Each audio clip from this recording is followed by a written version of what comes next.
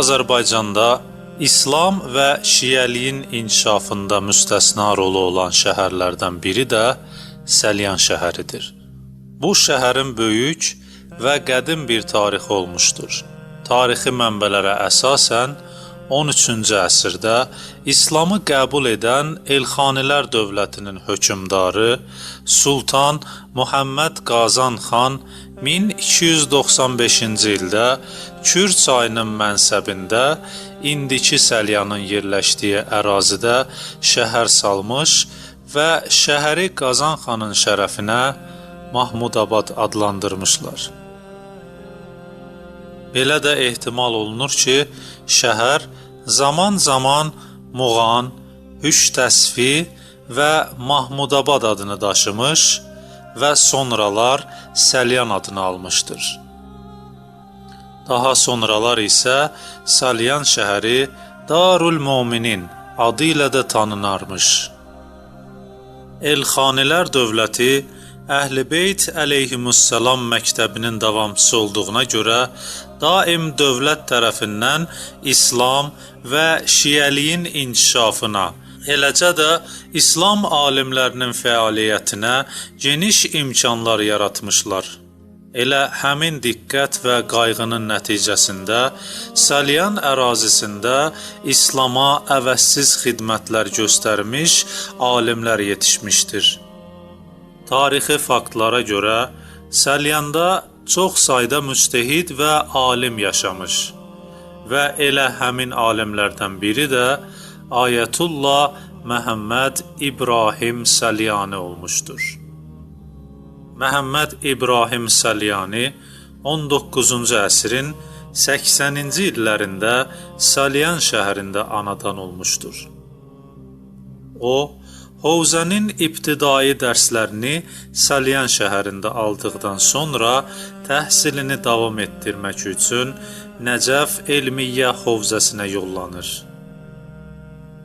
Səlyani Nəcəfdə Seyyid Hüseyn Kuhkəmərinin, Fazil İrəvaninin, Mirzə Həbibullah Rəşdinin, Mirzə Hüseyn Xəlilinin və Şeyx Məhəmməd Həsən Məməqaninin şagirdlərinin sırasına qoşulur. Ayətullah Səlyani Nəcəf Elmiyyə Hovzəsində uzun illər təhsil aldıqdan sonra elmi və mənəvi baxımdan yüksək məqamlara çatır. Bəzi mənbələrdə qeyd olunur ki, o, Nəcəfdə sayılıb seçilən alimlərdən biri olmuş və irfani baxımından yüksək məqamına görə zəmanəsinin ovtadlarından biri sayılmışdır. Ayətullah Məhəmməd İbrahim Səlyani barədə məlumatlar içində bizi ən çox maraqlandıran məsələ onun elmi səviyyəsi və ruhani kimi fəaliyyətidir. Tələbə yoldaşı Maştağalı alim Şeyx Hüseynə yazdığı məktublarından məlum olur ki, Ayətullah Səlyani Azərbaycan müsəlmanlarının böyük bir hissəsinin mərcə təqlidi olmuşdur. O, tələbə yoldaşına ünvanladığı birinci məktubda belə yazırdı. Səlyan, Şirvan, Kür və Araz ətrafı bölgələrində yaşayan müsəlmanlar bəndəyə təqlid edirlər. Həmin bölgələrə şəriət məsələlərini izah edən kitablarımı göndərmişəm. Hazırda Hacı Şeyx Sadiq mətbəəsində bəndənin risaləsi yenidən çap olunur. İnşallah 2 həftəyə çap işi sona çatacaqdır. Səlyani 2 ay yarımdan sonra yazdığı ikinci məktubda isə bildirirdi: Siz mənim dostum və xeyrimi istəyən yeganə şəxssiniz. Sizdən ayrı düşdükdən sonra mən çox yalqız qalmışdım. Ta ki Allah Taala öz gizli lütfi ilə bütün Səlyan, onun kəndləri, Şirvan, Muğan, Nəvahi, xüsusilə də Bakı, Quba və onun ətraf kəndlərinin əhalisinin qəlbini bu həqirə tərəf yönəltdi və nəticədə onların əksəriyyəti mənim müqəllidim oldular. Hətta keçmişdə mənə qarşı inad edənlərin bəzisi də irəli gəlib mənim müdafiəçilərimdən oldular. Əlbəttə, bütün bunlar hamısı ilahinin lütfüdür.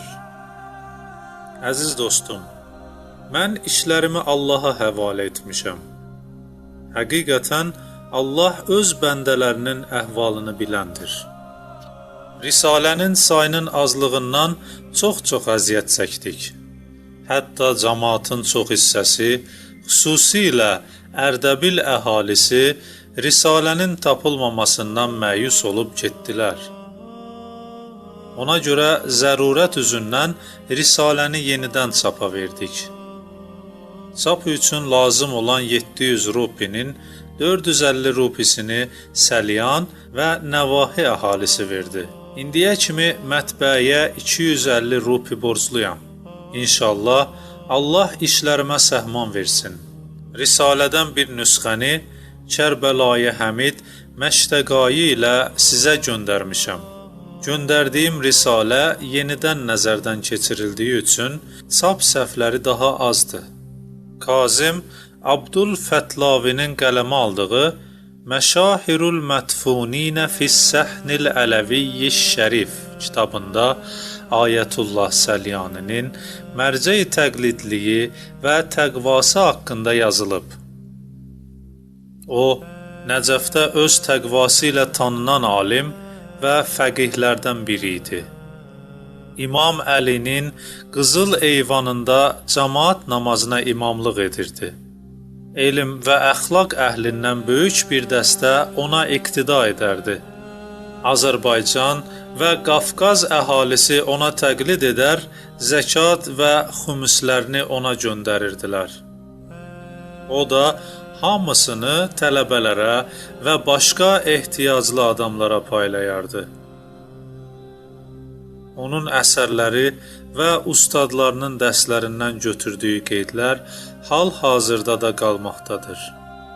Ağa Bozorq Tehrani Nuqabaul Bəşər kitabında Ayətullah Səlyaninin gecələri oyaq qalıb elm oxumaqla keçirməsini, mənəviyyatını saflaşdırmaq üçün keçirdiyi meditasiyanı davamlı olaraq vaxtını Allahın bəyəndiyi işlərdə keçirdiyini və nəticədə Nəcəfin tanınmış ustadlarından olduğunu qeyd edir.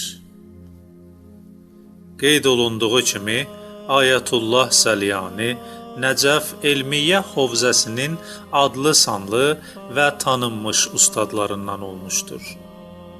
O, tədris etdiyi müddətdə dəyərli şəxsiyyətlər və alimlər yetişdirmişdir. Onlardan nümunə olaraq Ayətullahul Uzma, Seyyid Muhammed Hadi Milani və Fazil İrəvaninin oğlu Şeyx Muhammed Cavad İrəvanini göstərmək olar.